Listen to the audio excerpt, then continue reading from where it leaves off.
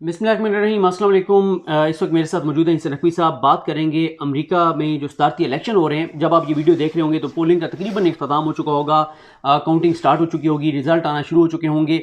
लेकिन हम इस पर बात नहीं कर रहे अभी कि कौन जीत रहा है कौन हार रहा है। हम बात ये करेंगे कि इनमें से जो भी जीतता है उसकी इस खित्ते के लिए पॉलिसी क्या होगी, कौन पाकिस्तान के लिए बेहतर साबित होगा और किसके जीतने की सूरत में पाकिस्तान के लिए आसानी होगी, इस खित्ते के लिए बेहतरी होगी। और इनमें से जो भी जीतेगा उसकी भारत के साथ उसके ताल्लुकात, चाइना के साथ मामलात, ईरान के साथ जो उनके इशूज़ चल रहे हैं, अफगानिस्तान से फ़ौजों के निकालने का मामला, अफगान अमल प्रोसेस और पाकिस्तान, इस हवाले से तफसील से बात करेंगे और जानने की कोशिश करेंगे हिसन नकवी साहब से।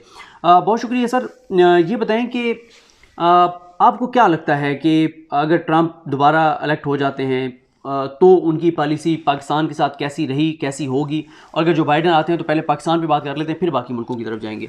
देखिए सिद्दीक जान, जो अमेरिका है उसकी फॉरेन पॉलिसी के हवाले से एक चीज़ तो तय है कि वो एक लॉन्ग टर्म फॉरेन पॉलिसी होती है। कोई भी चीज़ ओवरनाइट चेंज नहीं होती। अगर चेंज होनी भी हो तो ट्रांजिशन होती है उसकी।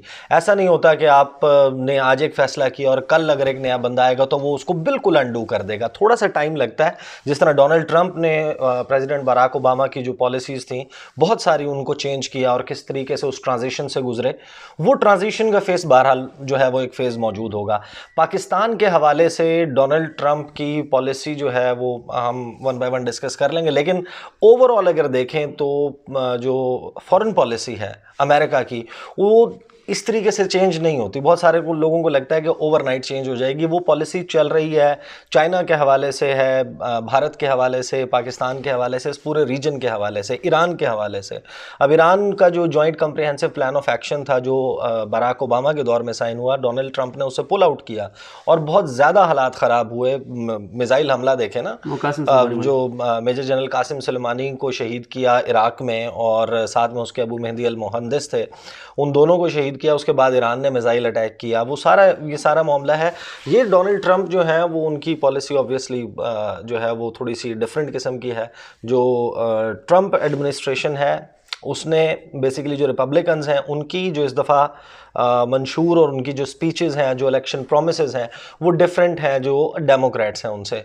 हम उसको during the course of our discussion discuss कर लेते हैं। नहीं, अगर एक तो ये बताएं कि जो बाइडन अगर जीतते हैं तो जो हमने ट्रंप का देखा कि उन्होंने कहा यह जाता है कि क्योंकि उन्होंने अफ़गानिस्तान से निकलना था, तालिबान के साथ बातचीत करनी थी, पाकिस्तान ने उसमें अपना किरदार अदा किया, तो इसलिए हमें ये लगा कि ट्रंप ने काफ़ी तारीफ़ें भी की इमरान खान साहब की। ट्रंप ने फिर लेटर भी लिखा एक, और अमेरिका का कहा यह जाता रहा, हम सुनते रहे कि अमेरिका की, क्योंकि अमेरिका निकलना चाहता था और उसके लिए उनको पाकिस्तान की ज़रूरत थी, तो इसलिए उनका रवैया काफ़ी बेहतर रहा यहाँ पाकिस्तान के साथ। तो जो बाइडन आते हैं तो पहले तो ये बता दें कि अफगान अमल जो प्रोसेस है, जो वहाँ से फ़ौज निकालने वाला मामला है, वो इसी तरह से चलेगा या जैसे ओबामा का जो आपने बताया ईरान वाला, उसको आके और चेंज कर देखिए दिया?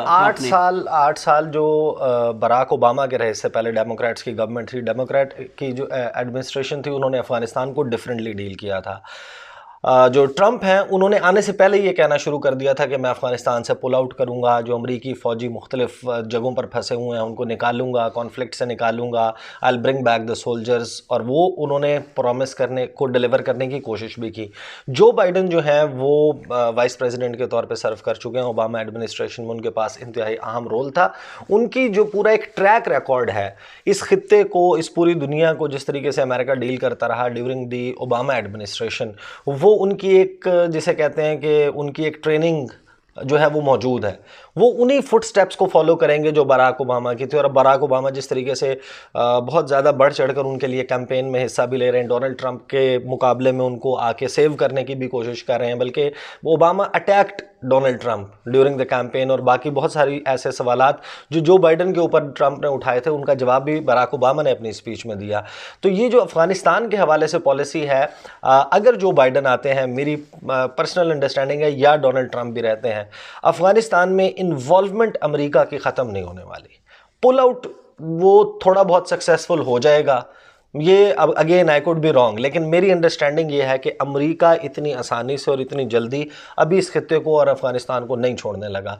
और अभी हमें जो पेस नज़र आनी चाहिए थी 29 फरवरी को साइन हुआ था एग्रीमेंट तालिबान और अमेरिका के दरमियान, और 10 मार्च से ओस्लो में स्टार्ट होने थी इंट्रा अफगान नेगोशिएशंस, नॉर्वे के शहर, वो नहीं हो सकी। कितना बड़ा उसमें डिले आया। अमेरिका ने अपने प्रोमिसेस पूरे किए, अपने ट्रूप्स का विड्रॉवल किया, अपनी कुछ बेसेस वहाँ पर खाली करके अफगान एडमिनिस्ट्रेशन के हवाले की, बहुत सारी चीज़ें हुई। अब हम उस पॉइंट पे आए हैं जहाँ पर अफगान्स ने बैठकर ये फैसला करना, और वो बहुत मुश्किल नज़र आ रहा है। मुझे नहीं होता नज़र आ रहा, कम अज़ कम ये फौरी तौर पर लिपटता हुआ मामला नज़र नहीं आ रहा। मतलब आप कहते हैं कि जो ट्रंप ने कहा या अमेरिका ने जो फैसला किया कि हम अपनी फ़ौज निकाल लेंगे वहाँ से, आप ये समझते हैं कि जो बाइडन आएंगे तो शायद ये मज़ीद रुकेगा, इसमें मज़ीद रखना आएगा, क्योंकि जो चाइना के हवाले से जिस पॉइंट के ऊपर डोनाल्ड ट्रंप ले गए हैं इस सारे मामले को, ये मुमकिन नहीं है कि वो उस खित्ते में अपनी जो मुख्तलिफ जगहों पर प्रेजेंस है उसको एकदम ख़त्म कर दें। क्योंकि इन फैक्ट जिस तरीके से डोनाल्ड ट्रंप ने टेक ऑन किया है चाइना को, एक बाकायदा अपना हरीफ जो है वो इस्टेब्लिश, यानी कि जाहिर है कि उनके दरमियान एक रेस तो मौजूद है, बहुत अरसे से मौजूद है, लेकिन उसको बाकायदा उस पॉइंट पर ले आए हैं डोनाल्ड ट्रंप के जहां पर अब कुछ चीज़ें हैं जिनसे पीछा नहीं छुड़वाया जा सकता। डोनाल्ड ट्रंप क्या चाहते थे? ट्रेड डील के ट्रेड डील मिले। 2017 में इनकी पहली मुलाकात हुई शी जिनपिंग की और डोनाल्ड ट्रंप की। उस मुलाकात में वही terrific guy, he is a fantastic guy और बहुत ज़बरदस्त आदमी है, शी जिनपिंग के सबसे अच्छा दोस्त साबित होता था उन मुलाकातों के बाद। डोनाल्ड ट्रंप और शी जिनपिंग बहुत दोस्त हैं।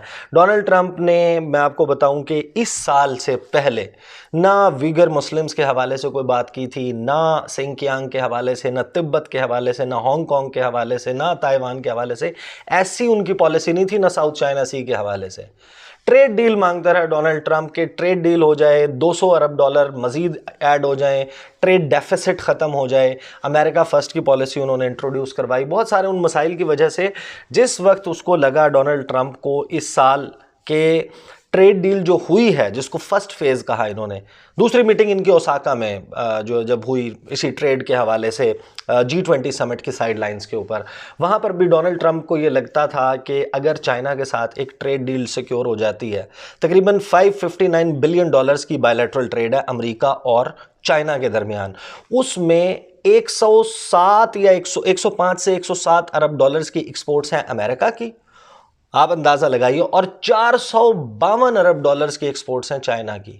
कितना बड़ा ट्रेड डेफिसिट जो एक्सपोर्ट करता है, जो चीजें वो 452 बिलियन डॉलर्स है, और अमेरिका जो भेजता है वो 107 अरब डॉलर है। अब ये इतना बड़ा ट्रेड डेफिसिट है जिसको फिल करने के लिए इनकी जो जनवरी में जब फर्स्ट फेज हुआ, उस फर्स्ट फेज में चाइना ने ये एग्री किया और चाइना ने कहा कि ठीक है हम 200 बिलियन डॉलर की एडिशनल इंपोर्ट्स करेंगे, लेकिन वो क्लैरिटी नहीं थी उसमें कि ये होगा किस तरह, उसका वो होता हुआ नज़र नहीं आ रहा था। इस दौरान ये कोरोना वायरस वाला इशू आ चुका था। डोनाल्ड ट्रंप को ये समझ आ गई कि ये नवंबर में जो री इलेक्शन का टाइम है उस वक्त तक ये ट्रेड डील उस तरीके से सिक्योर नहीं होने लगी और उनके पास बेचने के लिए कुछ नहीं था।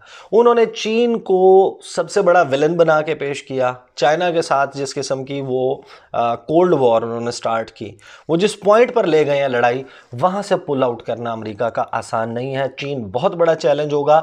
चाइना जो है वो वर्चुअली जो अभी उनकी प्लेनरी हुई है, फिफ्थ प्लेनरी हुई है, 19th CPC की जो एग्जीक्यूटिव कमेटी है, जो कम्युनिस्ट पार्टी ऑफ चाइना की एग्जीक्यूटिव कमेटी है, उसकी प्लेनरी सेशन हुआ है 5वां, गुज़िश्ता हफ्ते कंक्लूड हुआ है। उसमें शी जिनपिंग ने खिताब किया। शी जिनपिंग ने 2 काम किए हैं।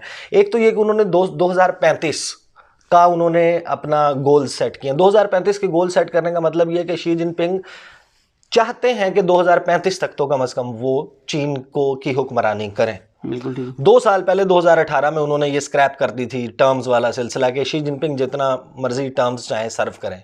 67 ईयर्स उनकी एज है, अगर उनकी सेहत उनको इजाज़त देती है तो वो चलेंगे 2035 तक। उन्होंने 2027 का एक गोल रखा है कि जो चीन की फ़ौज है, जो चीन की अस्करी कुव्वत है, उसको अमेरिका से ऊपर लेकर जाना है। 2027 में 100 साल पूरे होंगे पीपल्स लिबरेशन आर्मी को। उनकी जो 100वीं एनिवर्सरी है उसमें वो चाहते हैं कि उस वक्त चीन की अस्करी कुव्वत जो है वो अमेरिका से बड़ी, और अमेरिका ज़ाहिर है इस वक्त दुनिया की सबसे बड़ी अस्करी कुव्वत है। जब उससे आप ऊपर आ जाएंगे तो आपने बेसिकली करना क्या है कि आपने अपना साउथ चाइना सी के सारे मामलात सिक्योर करने और आपने जो है वो ताइवान के हवाले से जो उनकी पॉलिसी है, हांगकांग के हवाले से जो पॉलिसी है उसको वो बज़ोर बाजू इम्प्लीमेंट करेंगे, अपना BRI को भी कंटिन्यू करेंगे। जो चीन और अमेरिका की बेसिकली लड़ाई है ना, अब इस सारे रीजन में अमेरिकन पॉलिसी जो है वो उसकी नज़र में जो है वो बन रही होगी। जो अमेरिकन इंटरेस्ट को चीन के खिलाफ सर्व करेगा, अमेरिका उसके ऊपर नवाजिशात भी करेगा, अमेरिका उसके ऊपर मेहरबानियां भी करेगा जो हमें इंडिया पे होती हुई नज़र आ रही हैं, और जो चीन के साथ देगा इस सारे मामले में उसको फिर वो बैड बुक्स में होगा अमेरिका की। और पाकिस्तान का मामला इस वजह से मैं कह रहा हूं कि चाहे जो बाइडन आए चाहे डोनाल्ड ट्रंप आए, क्योंकि चीन और अमेरिका की जो मौजूदा लड़ाई है ये कम नहीं होने वाली, जिस पॉइंट पर जा चुकी है। इसको स्केल डाउन करना भी है, इसको आपने ठीक करना भी है, तो उसमें शायद कई साल लग जाए। तो उस सारे मामले में जाहिर है कि फिर पाकिस्तान क्योंकि क्लियरली इस वक्त साइड कर रहा है विद चाइना, तो पाकिस्तान को अमेरिका की तरफ से एक हीट मिलेगी। और इंडिया जो है उसको जो इस तरह से पैम्पर कर रहा है अमेरिका, अभी देखें ना कि 5 ममालिक का दौरा करके गए हैं माइक पॉम्पियो की इस साल की स्टेटमेंट्स उठा लें। जनवरी से ऑनवर्ड आप देखें कि जिस वक्त पहला जो इनिशियली इंटरव्यूज़ हो रहे थे, डोनाल्ड ट्रंप का एक इंटरव्यू हुआ जो कि कोरोना वायरस के हवाले से किया गया, तो डोनाल्ड ट्रंप ने कहा it is just going to be fine, ये नहीं कोई मसला ही नहीं है, ठीक हो जाएगा। और उसने ये उस इंटरव्यू में डोनाल्ड ट्रंप ने कहा कि Xi Jinping, I have a very good relationship with Xi Jinping, he is a good friend of mine, लगभग यानी कि अल्फाज की थोड़ी सी हेर फेर हो जाएगी, लेकिन उसने कहा कि बड़ा ज़बरदस्त आदमी है, मेरा दोस्त है। फिर जब 50,000 अमवात हो गई अमेरिका में, जब लाखों इन्फेक्शंस हो गए, उस वक्त डोनाल्ड ट्रंप ने सोचा कि ये तो मामला नवंबर तक जो है वो बड़ा बिगड़ जाएगा। लॉकडाउन जिस किस्म का करना पड़ गया उनको, डोनाल्ड ट्रंप ने इतवार और पीर, ये 2 लास्ट डेज थे जो उनकी कैंपेन के थे, इसमें 10 जलसे किए। उन 10 जलसों में मुख्तलिफ जो 10 स्टेट्स हैं जहाँ पर जाकर उन्होंने जलसा किया है, उन 10 जलसों में उनके जो, मैंने उसके हवाले से एक वीडियो भी की थी कि डोनाल्ड ट्रंप का आखिरी नारा कि जो चीन ने हमारे साथ किया हम नहीं भूलेंगे। डोनाल्ड ट्रंप कहते हैं कि we had the best numbers in economy, we had the best numbers जो एम्प्लॉयमेंट के थे, अनएम्प्लॉयमेंट के नंबर कम थे, स्टॉक एक्सचेंज सबसे ऊपर था अमेरिकी तारीख में। ये सब कुछ जो है वो बिगड़ा वो चीन की वजह से, ये वो तो इस सारे मामले की वजह से अब माइक पॉम्पियो जो हैं, जो वज़ीर ख़ारजा हैं, 2 चीज़ें हुई। एक तो जून जुलाई में इन्होंने रिवाइज़ कर लिया, साउथ चाइना सी के हवाले से इन्होंने कह दिया कि हम चीन का कोई भी क्लेम नहीं मानते। चीन के जितने तनाज़ात हैं, पहले अमेरिका की पोजीशन ये होती थी, क्योंकि अमेरिका का डायरेक्ट तनाज़ा नहीं है, मुख्तलिफ ममालिक के तनाज़े हैं चाइना के साथ, साउथ चाइना सी पे वियतनाम है, उसमें जनाब आपका फ़िलिपीन है, जापान है, आपके जो है दीगर जो ममालिक हैं यहाँ पे मलेशिया है, इनके साथ तनाज़ात हैं। उन तनाज़ात पे अमेरिका ये कहता था कि अक़वाम मुत्तहिदा की सालसी में ये मसले हल होने चाहिए कुछ असूलों, बैनुल-अक़वामी असूलों और ज़वाबित के मुताबिक। अब इन्होंने ये किया कि इन्होंने अपनी पॉलिसी रिवाइज़ की, इन्होंने कहा कि हम मानते ही नहीं चीन का कोई भी क्लेम, और फ्रीडम ऑफ नेविगेशन ऑपरेशंस, वहाँ पर उनके 2 जो जंगी तैयारे लेकर जाने वाले बहरी बेड़े होते हैं, उनको यानी कि जो कैरियर्स हैं बेसिकली एयर फ्लाइट कैरियर्स जो हैं, वो USS निमिट्स और USS रोनाल्ड रेगन, वो तमाम इस वक्त में जो है वो वहाँ पर चल रहे हैं। अब जिस वक्त हम ये गुफ्तगू कर रहे हैं, 3 से 6 नवंबर इंडियन ओशन में मालाबार ड्रिल्स हो रही हैं। Quad countries Japan, India, Australia और अमेरिका इस वक्त नेवल एक्सरसाइजेस कर रहे हैं। उधर वोटिंग हो रही है, नया प्रेसिडेंट भी आ रहा है, लेकिन उनकी बहरी मशकें जो हैं, उनकी जो नेवीज़ हैं इन 4 ममालिक की, वो वहाँ पे कर रही हैं, और उनका ओपन एक स्टैंड है अगेंस्ट चाइना। और ये इन्होंने 2 हिस्सों में डिवाइड कर दिए। अब मिड नवंबर में 16 नवंबर से अरेबियन सी में होंगी ये, पाकिस्तान के साथ साथ, क्योंकि देखें चाइना की जो नेवल प्रेजेंस है वो इस एरिया में पॉसिबली कहाँ कहाँ हो सकती है। जिबूती जो कि अफ्रीका का एज बनता है, जिबूती में इनकी नेवल बेस है। उसके बाद गवादर में उनको लगता है कि उसका मिलिट्री यूज़ चाइना कर सकता है। श्रीलंका, जिसकी पोर्ट के हवाले से अभी एक बड़ी कंट्रोवर्सी भी चली थी कि वो $1.4 बिलियन रिटर्न नहीं कर सके, और फिर एक चाइनीज़ फर्म ने उसको एक्वायर कर लिया और पॉसिबली उसको नेवल पर्पसेस के लिए इस्तेमाल कर सकता है चाइना। बांग्लादेश के साथ उनका एक मुआहदा था जो अभी डिफरेंट हो रहा है, वो उसमें वो खैर इतनी तफसील बताने का टाइम नहीं है। म्यांमार, इस तमाम एरिया में उनकी प्रेजेंस के खिलाफ है ये जो मालाबार ड्रिल्स जिस तरीके से की जा रही हैं, और क्वाड का एक ओपन मौक़िफ़ भी है।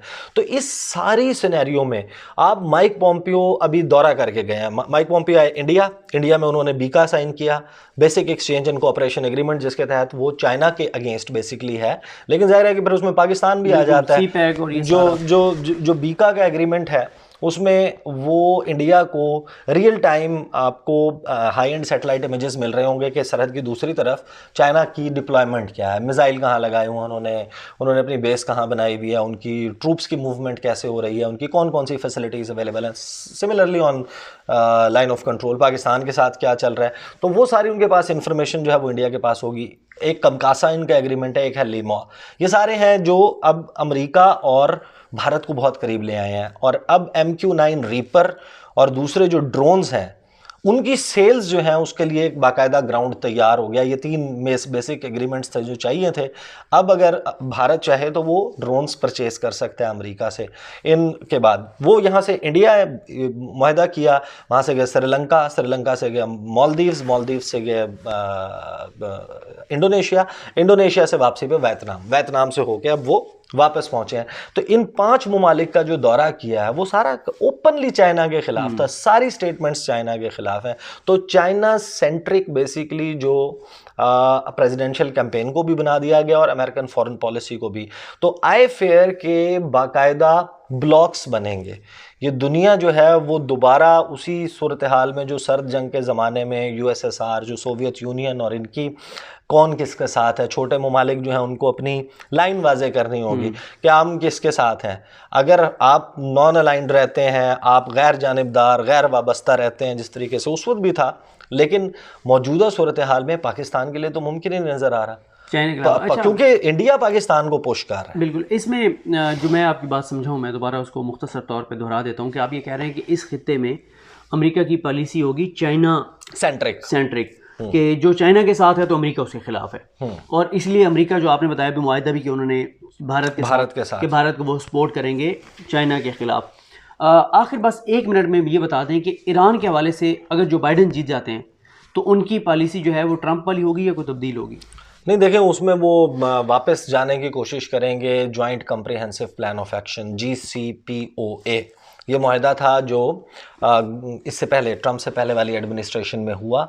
उस वक्त जो बाइडन भी मौजूद थे, वहाँ पर ओबामा एडमिनिस्ट्रेशन थी। P5+1 5 जो मुस्तकिल ममालिक हैं, P5+1 का मुआहदा हुआ था।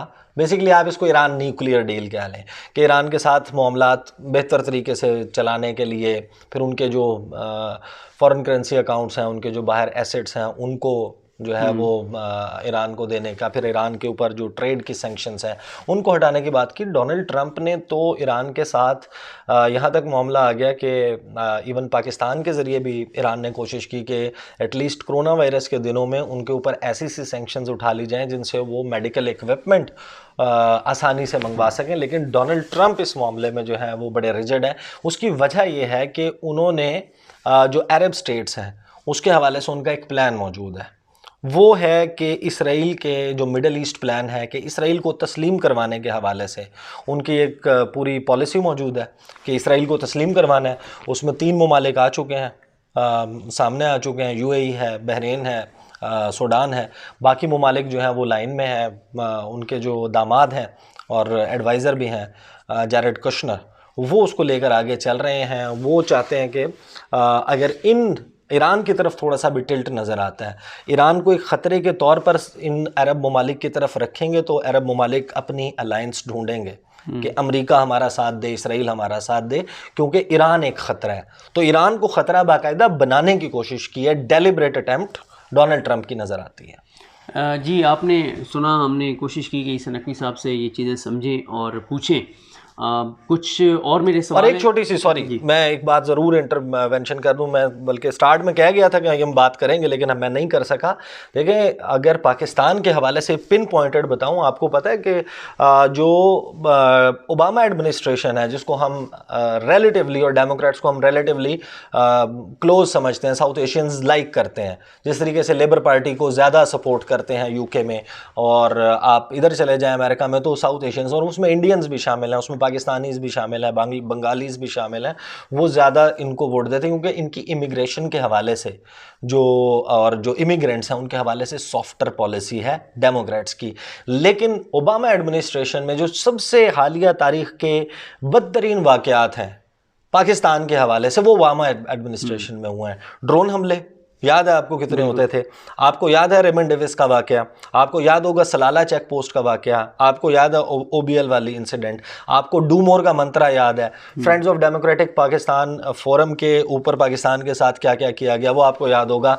जो कैरी लुगर बर्मन लेजिस्लेशन थी, जिसको कैरी लुगर बिल बाद में कहा गया, उससे जो पैसे आने थे उस पे कितना मसाइल आए। उसके बाद जो पाकिस्तान को कोलेशन सपोर्ट फंड के पैसे मिलने थे, वो जो पाकिस्तान की अपनी स्पेंडिंग्स हैं वो देने के लिए पाकिस्तान के ऊपर कितना मसाइल डाले गए। तो Obama administration was no friends to Pakistan. Comparatively Trump की पॉलिसी पाकिस्तान की तरफ सॉफ्ट रही है, लेकिन आगे वो जो चाइना वाला पंगा ले चुके हैं, if Trump is in the office, फिर पाकिस्तान के हवाले से वो चाइना का एंगल जो है ना वो शामिल होगा। बिल्कुल ठीक है। कुछ और मेरी चीज़ें सवाल हैं, ख़ास तौर पर लद्दाख के ऊपर बात करनी है, वो नेक्स्ट वीडियो में बात करेंगे इस नकवी साहब के साथ कि वहाँ पर इस वक्त क्या सूरत हाल है, और ख़दशात हैं कि अगर वहाँ पे भारत थोड़ा सा रिलैक्स होता है तो पाकिस्तान के साथ दोबारा वो खुदा न खासा कुछ छेड़छाड़ कर सकता है। नेक्स्ट वीडियो में इस पर बात करेंगे। हमें अपने दुआ में याद रखें। अल्लाह हाफ़िज़।